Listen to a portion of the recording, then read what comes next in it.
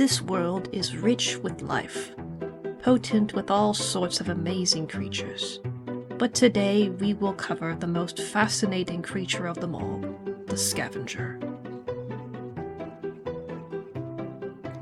Scavengers are mammalian surface dwellers, and they are very well known for their complex social structure, as they can be found almost anywhere, for they have adapted to exist in many environments. Scavengers have a very diverse range of physical appearances, but they all share the same biology: an ape-like body with crowned small antlers or horns, colorful eyes, and quite a fuzzy appearance all around. First, calmly approach the Scavenger. Notice they use their long arms to firmly grasp objects and awkwardly drag themselves across the ground. This would explain why the Scavenger's stubby legs are practically useless, as they are mostly there for balance support in any 5K marathon that they would surely fail. The Scavengers are pack hunters, sticking together in groups of at least 3 or 5. The moving pack will rarely split up unless there has been a driving force in between, likely a threat or contact with another tribe. Any contact made with another tribe is often met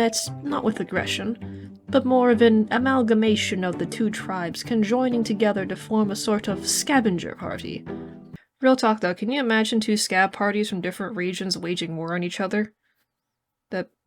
That'd be pretty cool, actually. It is entirely possible that the Scavenger is omnivorous, as one is never really seen eating out in public. But due to their visible biology, we can make assumptions that the Scavengers would thoroughly enjoy the Wendy's Biggie Bag meal, for many options are available. Scavengers have a gland located on their body somewhere, which secretes an odor called that they use to mock their possessions. This occurs for all objects, as the Scavengers are very territorial. For what the Scavenger does not carry on their person is also theirs, regardless of its overall value.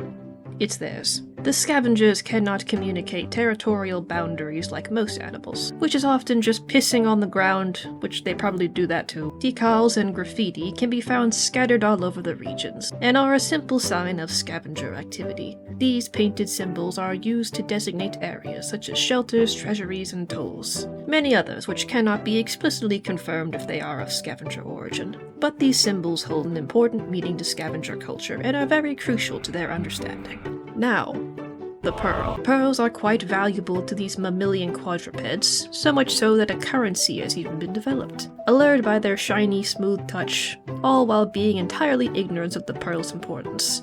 Because they cannot read, the Scavenger will give up everything they own just for a single pearl. Pearls, explosives, and other valuables are often stored in extensive treasuries which are hidden from view. These treasuries are hardly ever guarded because they're stupid, because they are convinced of its security. Scavengers are very expressive. Due to their lack of vocal communication, the Scavenger must rely on hand gestures and googly facial expressions in order to convey information. However, these methods can only be understood by Scavengers and slugcats. As the Scavengers have spent their whole life learning this complex language, slugcats likely use a similar form of communication. Now due to this, it is why the Scavengers and the slugcats have an alliance, have a rivalry between each other that has lasted hundreds of years, if not more. Common expressions for the Scavengers are shock, anger, fear, desire, or whatever this is. These creatures are extremely advanced and comparatively more intelligent than the surrounding fauna, as each Scavenger is unique in their own way, sapient enough to develop their own quirks and personalities. Understanding the mind of the Scavenger is a difficult but doable task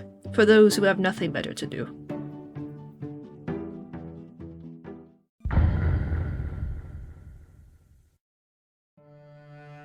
Scavengers have a complex social system, which can be explained as such. Firstly, we have the toll takers, which are Scavengers who dedicate their lifetime to guarding tolls and acting as housekeepers. These Scavengers are often more reasonable, as they will only take action against threats if they approach too closely. When attempting to pass Scavenger tolls, one must pay a fine of 1 pearl, which is equal to 2 karma flowers, which is equal to 5 mushrooms, which is equal to 10 random rocks. Pearls gathered from outside explorers are often decorated amongst a painted skull ornament, which is metal as fuck, and acts as a symbol for Scavenger activity. It is a mystery how these Scavengers manage to get deer skulls to locations that are vacant of reindeer. Perhaps the reindeer used to be active in other locations.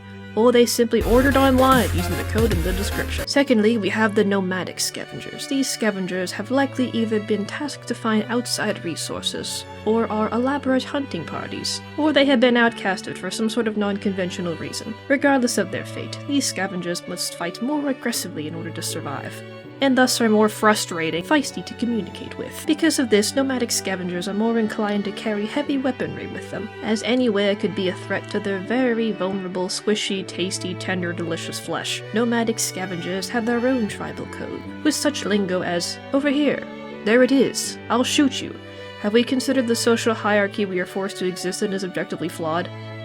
Or, "Hello, the merchant scavengers are those who are tasked with the trade and storage of useful tools and items. Merchants are usually promoted through hard work. Or it's a family business in which the scavenger is hopelessly given the role of merchant through peer pressure and family obligation, regardless of what it wants to do with its short, frail life. These trained professionals have shops set up in several dens, and thus it is not entirely out of the question if scavenger competitive sales exist. They probably do, as certain shops sell different products, much how shops are supposed to work. Regardless of this, merchant scavengers exist in few numbers, but are the most sociable. Higher up in the chain of ranks, we are introduced to what are known as elite scavengers. These are the more, as you'd say, elite members of society. These brutish warriors are highly trained scavengers, built for protection and hunting the most dangerous of predators. In terms of biology, these scavengers are quite identical, but with a descending horn pattern opposed to the standard scavenger. This leaves room for theories that the elite scavengers are either a genetic mutation, specifically bred to be warriors, or they have their horns snapped upside down, alongside their more aggressive and muscular whereabouts. The elite scavengers are mostly identified by their custom-crafted mask. These scavengers are more likely to be seen carrying many dangerous explosives or exotic items, as they are more aggressive, powerful, intelligent, and deadly.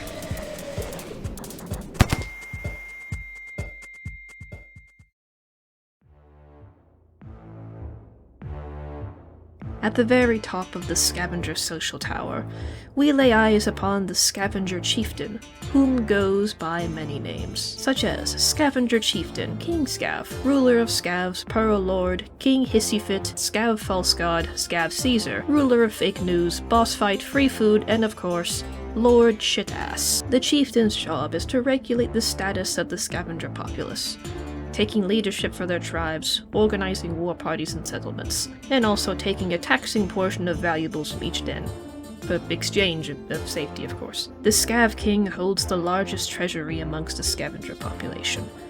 Basked in valuables, pearls, bombs, spears, lanterns, the Scav King rules the land of Scavenger Patriarchy, and until his grave fall, the Scavengers will remain a balanced and well-kept society.